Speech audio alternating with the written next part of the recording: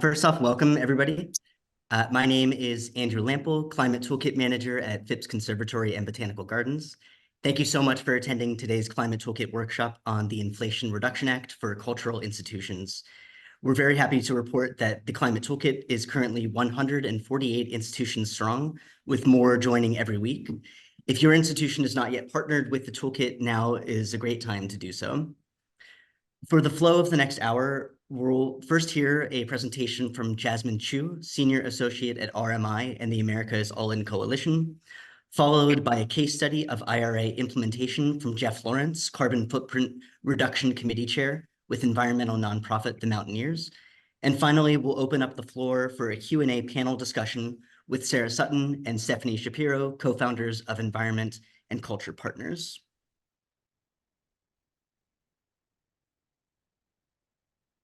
Before the presentation begins, just a few notes. We will be circulating slides and the recording link after the webinar. Please feel free to enter any questions you have into the chat as the webinar progresses, and we will address them at the end during our Q&A moderation. Some of the information we'll be sharing today is about tax incentives. We wanted to make a quick legal disclaimer that we are not tax experts and we do not work for the IRS, so please do not take today's information as binding tax consultation.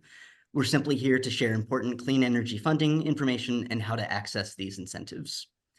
And now I'd like to hand it over to Jasmine Chu, Senior Associate at RMI and the Americas All-In Coalition. Jasmine? Thanks, Andrew. Hi, everyone. It's good to see you all. And awesome to see how much you all showed up in great numbers. Excited to kick off today's discussion. So like Andrew said, my name is Jasmine Chu, and I'm a Senior Associate at RMI, and I support the Americas All-In Coalition. I first wanted to give acknowledgement to the organizations that you see on your screen. I want to first thank Climate Toolkit for hosting this webinar. I'm here on behalf of RMI and the Americas All-In Coalition, where Environment and Culture Partners is our cultural institutions lead. And we're also really thankful today to have participation from the Mountaineers, who will be able to share their experience with using federal incentives from the Inflation Reduction Act. Andrew, next slide.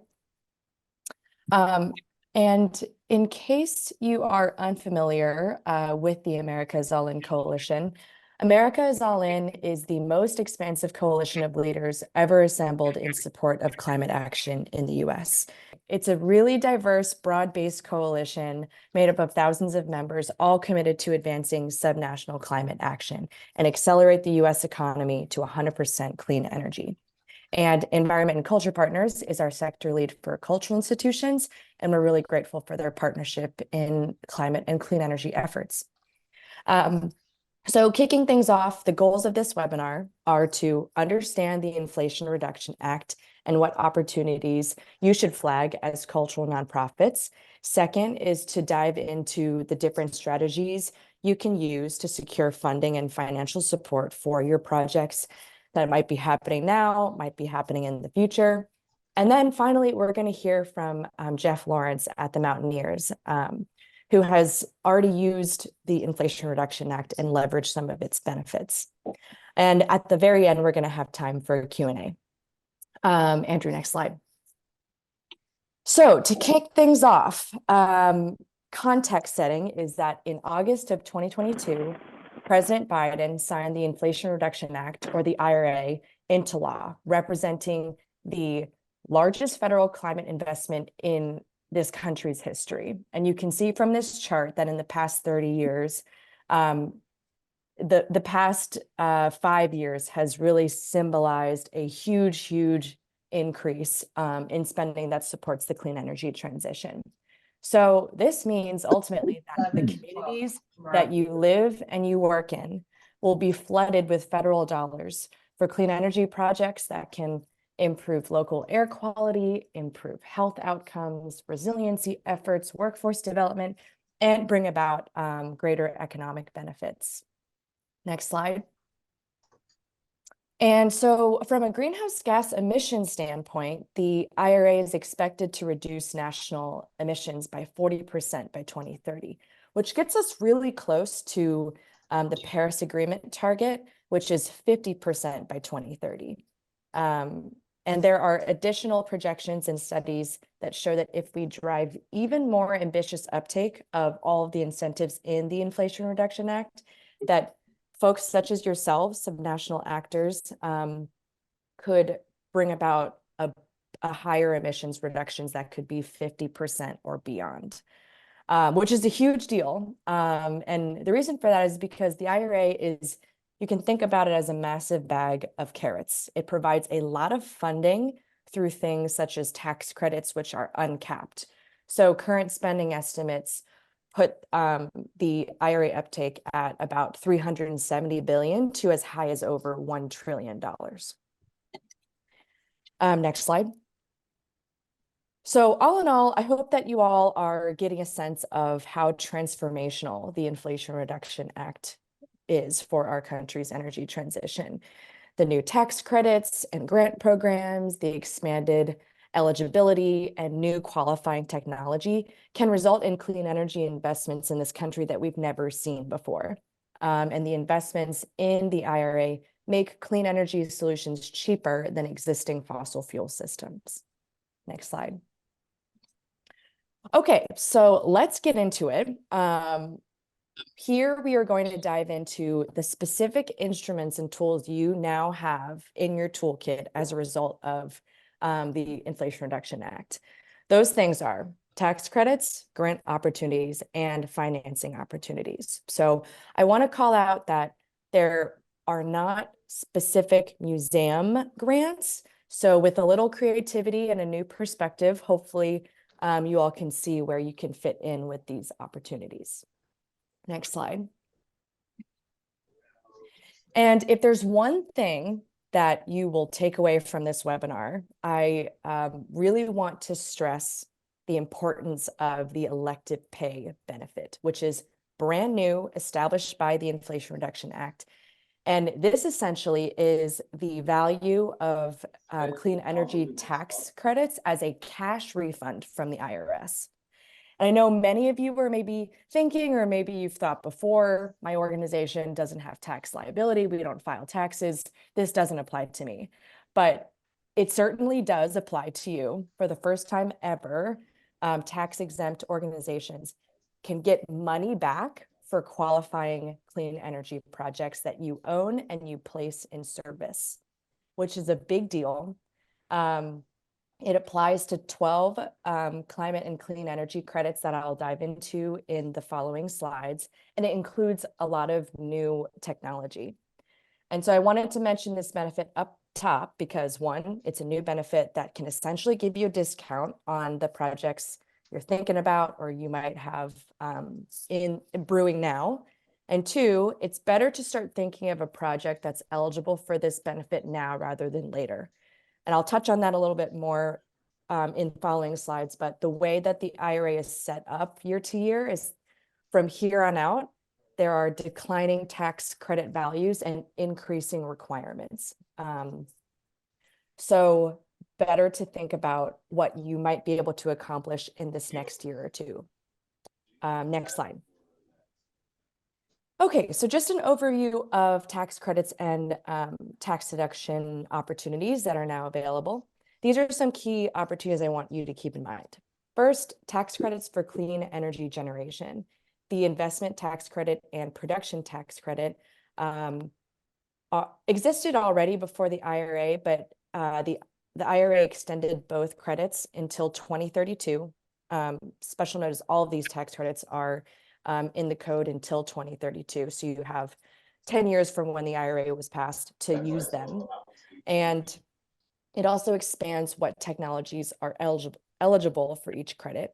And even cooler is that it introduces a base and bonus structure where you can qualify for more discounts on top of your base discount. Next, you have tax credits for clean transportation. So think electric vehicles for your fleet or EV charging if you're in a rural or low income community. And a tax deduction for clean buildings. So if you're pursuing any energy efficiency projects for your building, this could be an option for you. Next slide. And there are a lot of grant opportunities out there, but I wanted to call attention to two of them that will be that are significant for 2024. Those are the EPA's Community Change Grants and NOAA's Coastal Communities and Climate Resilience Grant. Next slide. And lastly, your last bucket is financing opportunities. So I wanted to call out the Greenhouse Gas Reduction Fund, which is a huge pot of money, $27 billion, that will be distributed to community actors. And then this isn't in the IRA, but I thought it was worth mentioning just in case you want to explore this pathway, is a program called CPACE, which is a commercial property assessed clean energy, which I will dive into in greater detail later. Next slide. Awesome. So we'll first dive into the first bucket, which is our tax credit and deduction category. Next slide. So I wanted to start off with the investment tax credit. So this is essentially a rebate on eligible renewable energy project costs. So this could be a solar array on your building. This could be energy storage.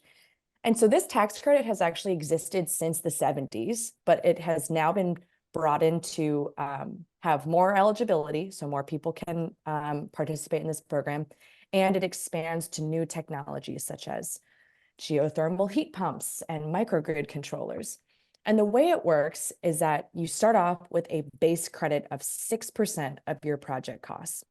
And that number goes up to 30% if you hit prevailing wage and apprenticeship requirements, or if your project is a smaller project in less than 1 megawatt. And for those of you who might be unfamiliar with prevailing wage and apprenticeship requirements, they're linked on this slide right here, so you can check back when we circulate the slides after the webinar. But really quick is that prevailing wage essentially means that your employed laborers and mechanics are paid wages at rates that are not less than rates for construction, alteration, or any similar character in the locality where your project is. And then apprenticeship is essentially, those are requirements for the laborers who are working on your project, as the IRA emphasizes good job quality and workforce development for clean energy projects. So then after that 30%, you then have your bonus credits. So these are the adders where you can increase the essentially amount of a cash refund you can get back for elective pay. Some of these opportunities include energy communities where maybe a coal plant shut down or some fossil fuel energy industry left the area. Those projects can get an extra 10%. Also, low income is another adder opportunity. And the one I really wanted to emphasize is earlier I mentioned that it's better to start now rather than later. And I mentioned that because beginning in 2026, projects that are larger than 1 megawatt have to meet domestic content requirements to be eligible for direct pay. So starting in 2026, you can get an additional 10% on top of the 30% for a total of 40% if you meet domestic content. But starting in 2026, if you don't meet those requirements, you will get 0% for direct pay or elective pay. And there are conversations right now about the challenges around that. So I would encourage you all to kind of keep a lookout for additional information, but that is how the statute is written now. So that's why I mentioned that it could be wiser to start now and get those discussions rolling in your organizations before that year comes. And we can go to the next slide. So I'm going to briefly go over this because the production tax credit will be a little bit more helpful for large scale projects like utility level large. But this credit is similar to the investment tax credit, but instead of a tax credit on your project cost, this is based on the total amount of electricity a renewable energy facility produces and sells in a taxable year for the first 10 years of service.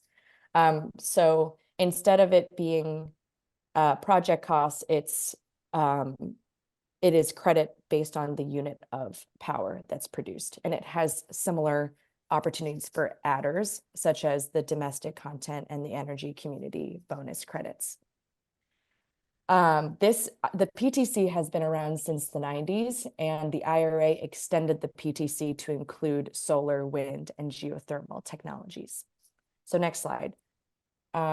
This is a graphic to show these two benefits side by side, and it might be a little bit hard to read. So I'll give a disclaimer that I can't help you decide which tax credit fits best for you, but I'll just point out that the ITC has key advantages for smaller projects because the ITC credits you back on project costs, which are likely higher per watt for smaller projects compared to large projects. Also, with the PTC, you have to sell that energy to an unrelated party. So you can't claim the PTC for the energy you generate for your own use. Also, the ITC is beneficial because it's a one-time lump sum payment back to you, whereas the PTC is paid out over 10 years. I'll just give a special note that if you all are considering joining a power purchase agreement or a PPA, where a third party installs, owns, and maintains and operates a system on your property, the developers would receive that tax credit, but cost benefits, you all could work out an arrangement with that developer to ensure that you get a part of that benefit as well. Next slide. Okay, so getting outside power sector related tax incentives, wanted to dive into some transportation. So the qualified commercial clean vehicles credit, this is a tax credit for clean vehicles placed into service. So this is worth considering if you are looking to purchase vehicles for your organization. And the credit value is 30% of the value of the vehicle if it's fully electric or fuel cell powered, and 15% of the value if it's a hybrid, electric, or an internal combustion engine vehicle. And so there are credit maximums here for the light duty vehicles. The cap for the credit is $7,500, and then for heavier duty vehicles, that is $40,000. And additional stipulation is that the final assembly of that vehicle must occur within North America. Next slide. Next, so this is a credit, especially if you're an organization located in a low income or a rural area. This applies to alternative fuel vehicle fueling equipment installed after January 1st of 2023. So keeping in mind, it's only applicable to those two types of communities. And to figure out if you are in those communities, there's a section in the IRS code 45D that tells you. And I can also link to a helpful tool that can help you find if you are located in that. It's a cool map tool. And the tax credit here is 30% of the cost of the charging equipment up to $100,000. Next slide. So 179D, this tax deduction, the energy efficient commercial buildings deduction, works a little bit differently where you're not, it's not eligible for elective pay for tax exempt entities. It's a tax deduction for energy efficiency projects that hit a certain energy use intensity reduction. So you can see here on the charts, if your project meets the prevailing wage and apprenticeship requirement, you would get a tax deduction of $2.50 per square foot if you hit at least 25% of an EUI reduction. So because there's no elective pay, there is transferability. So you can, so the direct pay, sorry, the tax deduction can flow to your project designer or architecture firm, engineer, whoever you're working with on these energy efficiency projects. And in your contract with the developer, you all can work out a discount that is equivalent to the tax deduction that your contractor has benefited from. So keynote for this opportunity specifically is kind of that partnership with your developer to ensure that the tax deduction benefit does flow to you. Next slide. So now we're pivoting to the second bucket, which are grant opportunities. Next slide. First, I wanted to call attention to the EPA's community change grants. So this is a pot of $2 billion that is now open. Applications are open now, and the deadline is later this year in November. And the EPA has this money to award grants to disadvantaged communities for a wide range of climate justice issues. So these projects could be reducing climate pollution in local communities. This could be additive to resiliency efforts. It can help with engagement between disadvantaged communities and local governments. It can expand access to high quality workforce development. So there are a lot of different uses for this grant funding. Next slide. And just a little bit more information here is applicants can apply for projects that belong to two tracks. Track one is the larger one, the community-driven investments for change.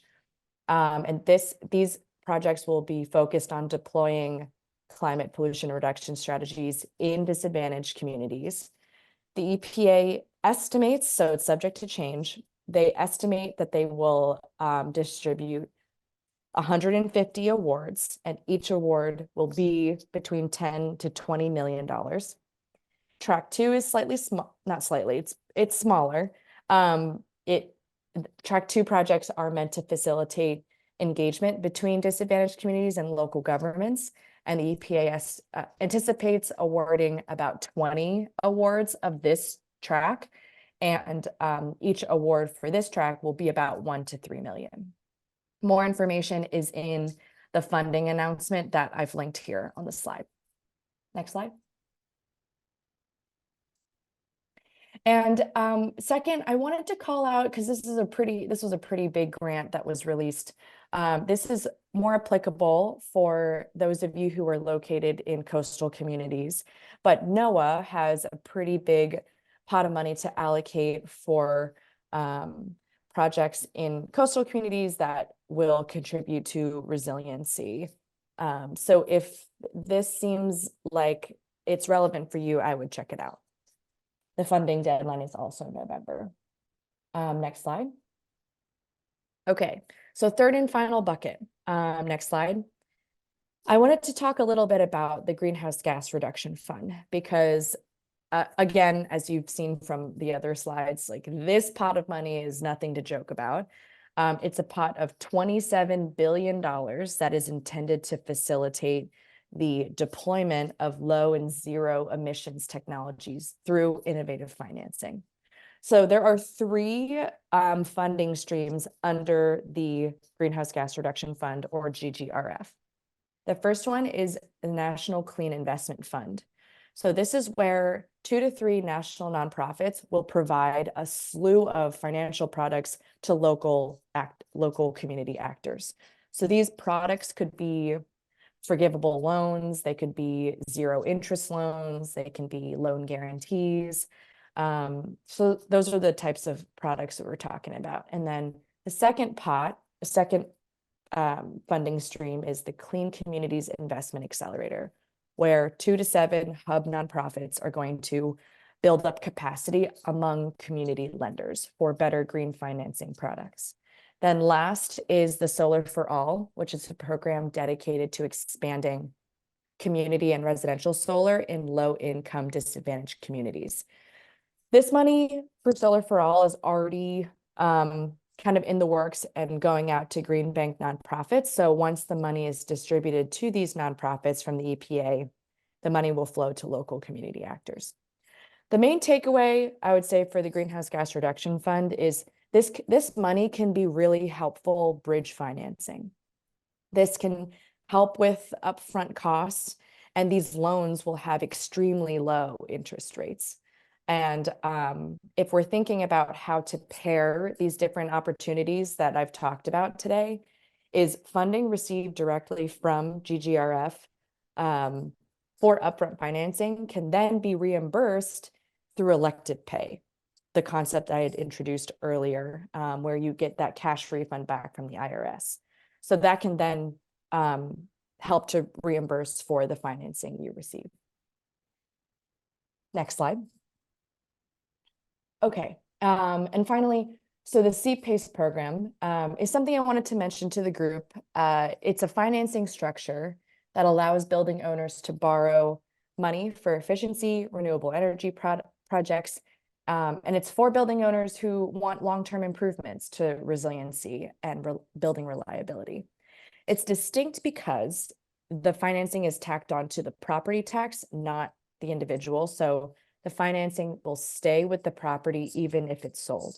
So this could be a good program, or could be a good option for you if you want long-term financing with lower monthly payments, or if you don't plan to own or occupy a facility long-term and want to transfer financing obligations at the time of sale. But just a note here is that it is only available in the 30-ish states that have enabled this program through legislation. So unlike everything I've talked about earlier, this you would have to look at your state and see if it's been activated. Next slide. Okay, that rounds out my segment. I'm happy to now pass it to Jeff Lawrence at the Mountaineers to talk through how his organization leveraged the Inflation Reduction Act in their own operations. So Jeff, feel free to take it away. Great, thanks a lot, Jasmine. My name is Jeff Lawrence, and I am a member volunteer for the Mountaineers, a 501c3 organization headquartered in Seattle, Washington, with a membership of about 16,000, primarily in Washington, and a worldwide reach through our publishing arm, Mountaineers Books. Next slide, please. So we are committed to carbon footprint reduction. I'm the chair for Carbon Footprint Reduction Committee, which has been active for about 5 or 6 years. And next slide, please. We adopted in our strategic plan in 2017 one of the pillars of our strategic plan to advocate for the natural world. And the way that we do that is that, if we could go to the next slide. We basically do education, which will inspire our membership and our community, but also we made the commitment to reduce the carbon footprint within our organization from direct activities and from the built environment. Next slide. So again, we have committed the ambitious goal of achieving net zero emissions from direct operational impacts.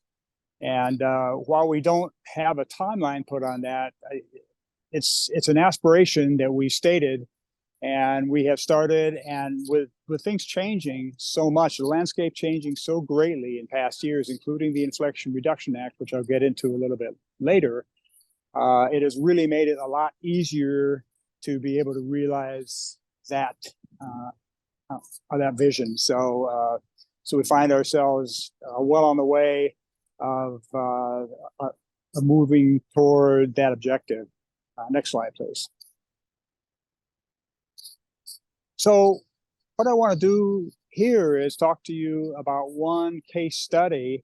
We have a number of different facilities. We have 2 program centers, one major one in Seattle, Washington, where the majority of our activities take place, and also in Tacoma, we have another program center, which is about a 6,000 square foot building.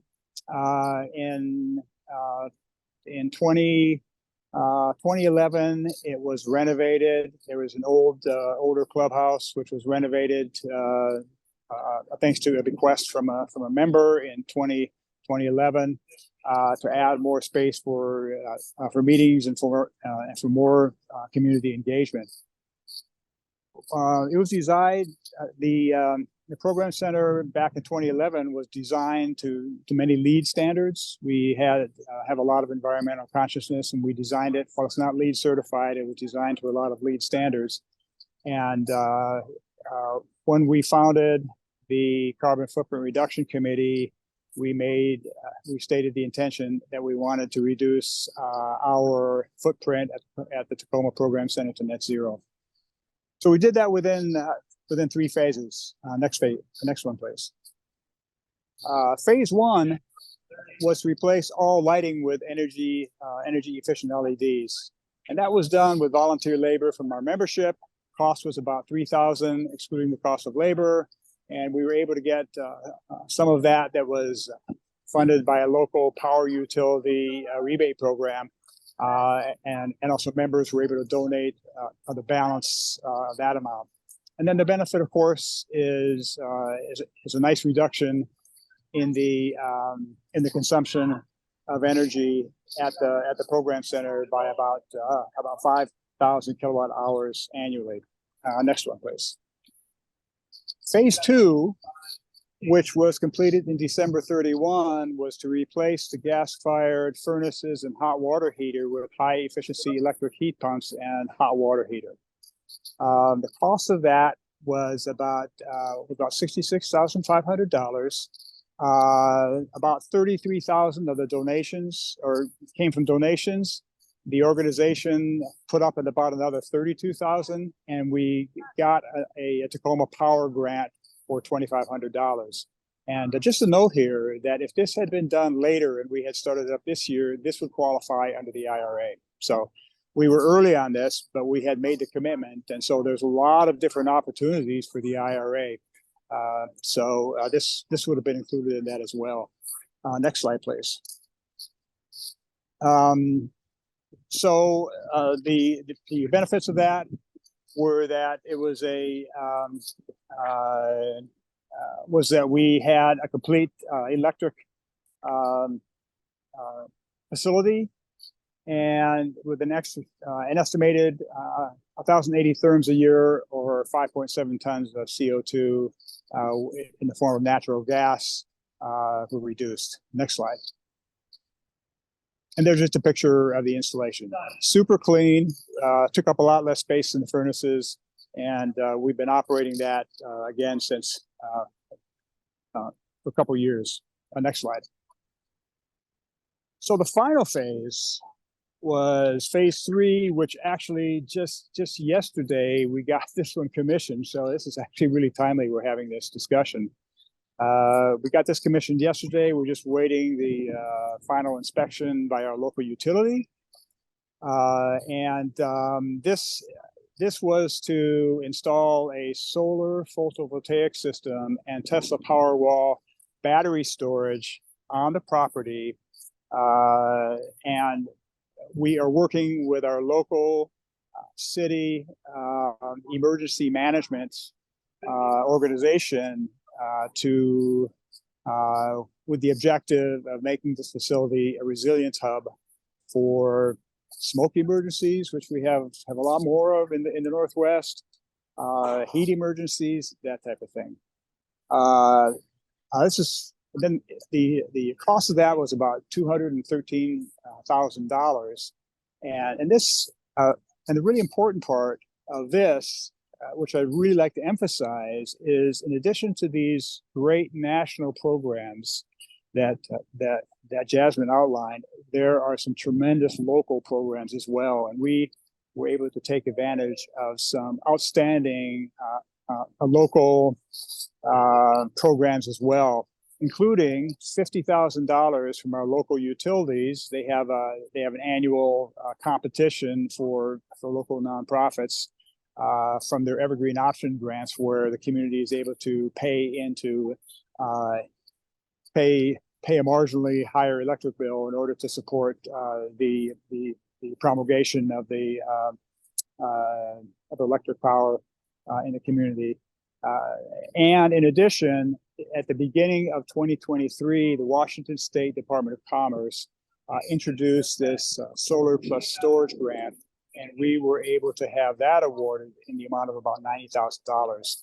And interestingly, in this, for this grant, the Washington State Department of Commerce stated this as it was up to 70% of the cost of the project for the awardees, leaving 30% for the Inflation Reduction Act. So their anticipation was that there's so much money involved with this in the Inflation Reduction Act that that the awardees for this grant would be able to take advantage of this additional 30%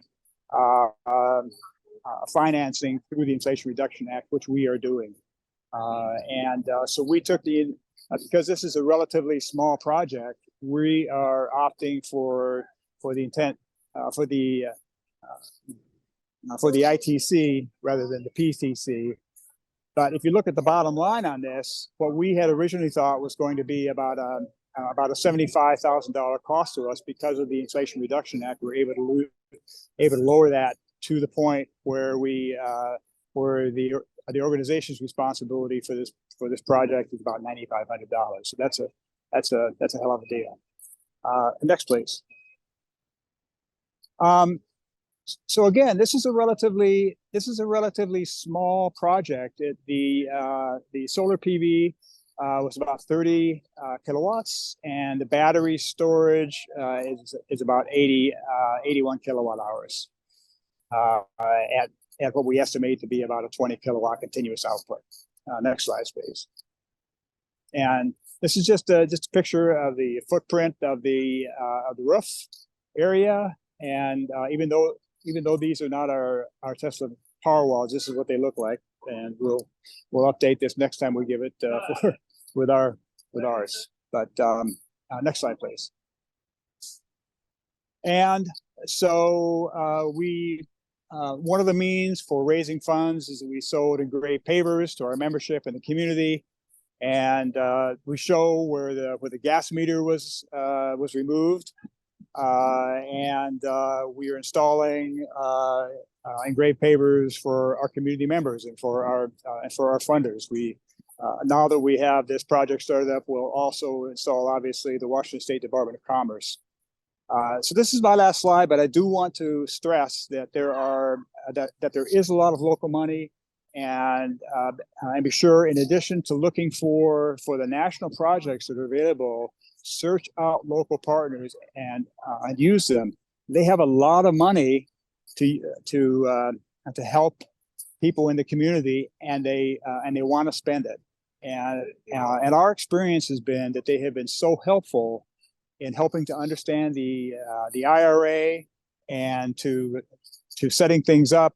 And actually, our work has not been so onerous because of the fact that our partners have been so helpful in getting us through the process. So I'll turn it back to Jasmine. Thanks, Jeff. Really appreciate. I've learned about your project before, and I loved getting the recap again. So I'm here to just tie up main takeaways from our presentation, and then we'll transition to Q&A. But just wanted to call out some themes I think I hope you all can take away from this webinar. Is one, utilize elective pay. It's there, it's new, and it's meant for organizations like you. Second is really building upon Jeff's experience. There are a lot of positive things that can come from partnership, whether that's partnership in planning or it's leveraging local utility incentives such as Jeff's project, talking with your peers in the community to discuss what are some broader community needs and what can we do to relieve that challenge or solve that issue, or bring better and cleaner energy to the community. Sarah Sutton, I'll credit her for saying this, but I hope that you all know that after this webinar, you don't have to just go back to your individual desks and work within your organization, because so much can happen when we think about how cultural institutions fit in with the broader society approach. And then lastly, remember how you can stack incentives. You can find competitive funding and use tax credits. There are a lot of ways that you can pair things together. So I'd encourage creativity around that approach. And next slide. So just some tangible next steps in case you're wondering how to start this process, because maybe this is very familiar information to you, maybe this is brand new, but some potential next steps you can take are: one, identifying a champion or a working group within your organization who can be responsible for looking into these opportunities and see how they might align with organizational priorities. Second is, with those champions within your organization, research what programs and tax credits that your organization might want to take advantage of. And from there, you can kind of breathe life into a project that you might have been dreaming about for a while. And then lastly is, with that research and maybe you have multiple opportunities, you can figure out how they might fit together so you can maximize your savings. Next slide. And so on top of that, you might be wondering, okay, where do I start? What are some online resources that can kind of get me there? I wanted to plug the federal funding hub that is on our America is All In website. So this is a hub that is frequently updated with new funding announcements or upcoming deadlines that should be on your radar. And we also, if you scan the QR code here, this would take you to a sign-up form for our newsletter that comes out once a month at the end of the month, that alerts you to some things that you could consider. And then next is the Afford tool, which is linked here. I don't have a screenshot of it now, but this is a tool where you can actually filter out opportunities for cultural institutions. And you can then see the opportunities you've got, and it links to the government agency page that is administering that program for more information if you need to look at an FAQ or an application window. So these are just two starting places that I would recommend looking into to stay plugged in, because I think an important part is not to just learn this one time in a 1-hour webinar, but to kind of keep on top of ongoing opportunities, newly released programs that can be beneficial for your organizations. Next slide. So with that, Andrew, I'll turn it back to you to start our Q&A portion. Excellent. Thank you so much, Jasmine and Jeff. That was really absolutely resourceful, fascinating, and I hope that was a great resource for all of you on the call. So we're going to start our Q&A session now, and I'd like to invite Sarah Sutton and Stephanie Shapiro to join our panel. And we will start with any questions that we have currently in the chat. If you have a question, please enter it into the chat now, and we'll spend the next 13, 15 minutes or so going over this. All right, so our first question for the panel is from Pat Hamilton, and it reads as follows. Regarding the stipulation that you must own the property that is claiming a tax credit, does that mean, for instance, you must own a solar array in question, or that you must own the property on which the solar array is located? Thanks, Andrew. Yeah, and I'm trying my best to type in responses on the chat, but Pat, that's right, that you do have to own the project and the property that it sits on. Traditionally, I'm sure that some of the organizations on the line might be included or involved in the PPAs I talked about, the power purchase agreement, but to receive that direct pay benefit, you have to have ownership over the project. Excellent. Thank you, Jasmine. All right, our next question. Does the EPA community change grants, can those be used for capital projects such as geothermal installation? Great question. So because the program is really focused on impacts for disadvantaged communities, I shared the funding announcement link. I would read up on some of the objectives and requirements in the funding announcement, just because that will really share with you what they're looking for and what an ideal project or a successful application will look like. I don't know enough right now about the geothermal project and how that might impact the disadvantaged communities. I think just circle back to the point of those grants, which are to deploy and distribute benefits to low-income communities. So I would circle back to that as kind of your North Star for the project. Excellent. Thank you again. All right, our next question. Can an organization apply for elective pay if their projects are fully or partially funded through grant funding? Yes, you can. So the direct pay would be based off of the total project cost, and the grant funding can go on top of that.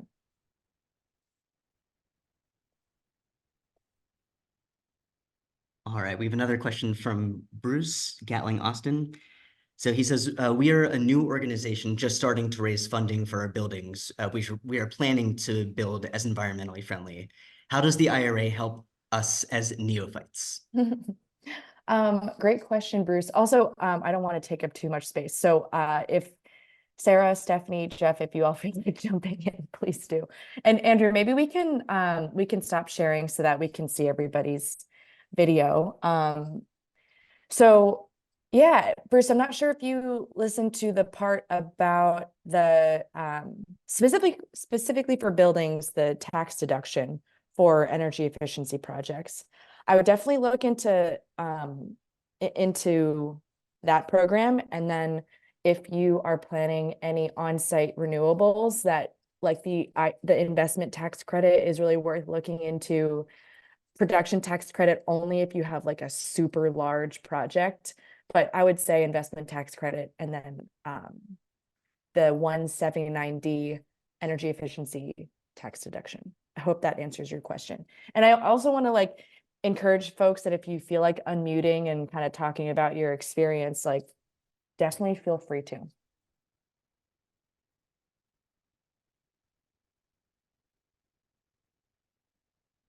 I'd love to hear if we've got anyone in the audience who has already snagged some funding like Jeff has.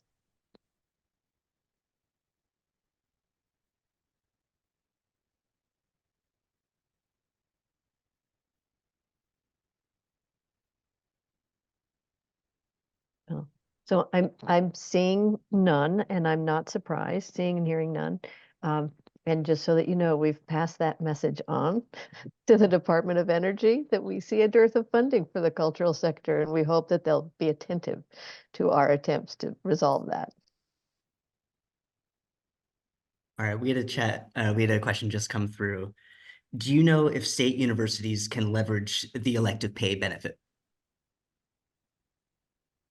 Yes, if you are tax exempt, as long as you are tax exempt, you can get that elective pay benefit. Great question. I thought this was well, I know you all are mostly cultural institutions, but this applies to all nonprofits, nonprofit universities, nonprofit healthcare. The list goes on. So if you all have peers in your community or know anyone who is outside the cultural institution sector that's wondering about this, maybe they're a local church or local hospital, and if this isn't on their radar, definitely preach the good word. And the All In Coalition's committed to helping all of these different constituency groups. So I support cultural institutions the same way that I support healthcare, our healthcare sector partners and beyond. Jasmine, I'm looking at Laura's question about the community change grants, and it has another question about, doesn't seem like it fits individual museums. So I'll let you take the cultural change aspect and just make a comment that just like sustainability work is requiring all of us to look at our jobs differently, how we design projects using more systems thinking, it has asked us to think differently. This funding mechanism is asking us to think very differently in our fundraising approaches. The single grants to single institutions is not likely to be part of what you see here. The grant parts, not the direct pay, but the grant parts will be more likely for cooperative, collaborative projects. Yeah, great point, Sarah. Laura, I might need to take a closer look at the fine print of the community change grants and how they're allocating them. Because I guess, for example, like even with the greenhouse gas reduction fund grants, those 3 different buckets are ultimately going down to the local level, to the local community actors, but they're being channeled through different like intermediaries, I guess. Like, so I would need to take a closer look at the funding announcement for the EPA community change grants.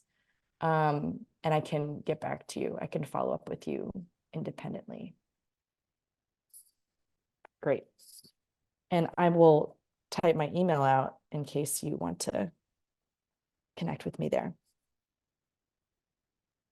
That's great. We have a few more questions here. Where would I start the process for obtaining my elective pay? Great question. So if you believe that you have a project that fits the requirements, and 2023 is the first year that you can claim the benefit for, the IRS has launched their portal. It launched like a couple of months ago, where you can register your project. And I've already started some of the steps to it. It'll call for some information related to your organization, ask you, it prompts you for specific things that it needs. And then you will fill out a form to fill in your project details, the cost of it, when it was placed in service, those sorts of data points. And then honestly, the IRS, this is the first time they've done this. So they haven't, I haven't heard of any actual cash refunds yet, but I can anticipate that this year will be the first time for it. So the first step is to register your project in the IRS portal, which I can find a link to. Jasmine, I just put I think the link to it in the Yeah. chat. Perfect. Thank you. That's it. Yeah. So Stephanie's chat is where you would want to go to start that step. And there is a chance that you may have to partner up with like your finance department or anyone who might have a bit more like, and you might have to team up with your project managers to get those like correct project details plugged in, but with good teamwork, you can get that form and that registration squared away, no problem. That's actually a great segue into our next question. So what are some of the best ways to prioritize the IRA application process internally at our organization? So I know you mentioned creating working groups or finding community champions. I'm wondering if anybody on the panel can expound on that a little bit. I think one place we've seen in general a lot of success is working with other cultural institutions and generally in your community, connecting with your with local government. We know there's additional funding into what we're talking about here coming through a lot of city, county, state ways too. So making sure that you're being proactive in getting a seat at the table, which we know is not typically the case, especially with funding to cultural institutions. So trying to make sure that you're paired up with other organizations so they can understand what the value is, and you have your value proposition as well with your community. I think are all great places to start. We are intrinsic to community, so it's not more than really pushing that mission-driven aspect. And I know that Jeff felt that working with the utilities opened a big door, didn't it, Jeff, to more information and connections? Yeah, I'd absolutely say that that you can start out with your local utility, because they're tuned into everything which is going on, and they may have some incentives of their own. If they don't, they will be able to at least kind of decipher what's going on with it and tell you, because we have like in our area we have a couple of different utilities that overlap, and so if you talk to your local utility for whatever for wherever you live and who has the utility in the area, they can also turn you on to your local government or whatever. We've also had a lot of tremendous help from the local government, from the city, from the State Department of Commerce, and they've really been very helpful in helping us get going. Just to give you an idea, the city of Tacoma, they helped organizations apply for 7 of these grants from the Washington State Department of Commerce, and all 7 were awarded in the city, and all 7 are going to get IRA grants. So there's a lot of help out there. Yeah, Jeff, you made a really good point. And just to add additional context there, because RMI is involved with a lot of different stakeholders, including state governments, that when the IRA passed, states started like scratching their heads, like, how do we develop programs that complement these federal programs? How do we create a one-stop shop for federal incentives, state, and pair that with local incentives? So depending on what state you're in, they might be already working on that, like additional opportunities to just keep compounding the impact and the savings that you all could have when you're deploying these projects and plans. I think we might have time for one more question.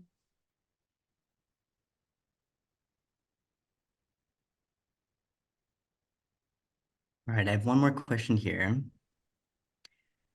How do I know if my site is located in an energy community or a low-income census tract, et cetera? That is a great question. I'm going to race against the clock to get this. Okay, so our partners created what's called, we call it the bonus mapper. So this is a map where you can type in your address and you can see the actual map of where you might be. This shows just as 40 communities, low-income census tracts, and then energy communities as well. You can see the coloring corresponds to each of those community types. So, okay, Andrew, so I think that we've hit 4 o'clock Eastern. I really wanted to thank everybody for coming to this webinar. I thought it was helpful. I wanted to give a special shout out to Jeff again for his work within Mountaineers and for sharing his really valuable perspective as an early pioneer. And I encourage everyone to keep sharing stories, keep sharing your experiences, because that's the only way we're all going to learn, and like keep like learning from each other. And those peer-to-peer connections can really create something beautiful. So we are going to follow up with everybody who registered with all these resources, the slide deck, the recording, the bonus mapper, all the important links we'll share with you. But thanks for your time today. Thank you, Climate Toolkit, and thank you, Environment and Culture Partners. Yeah, have a great Valentine's Day and good rest of the week too.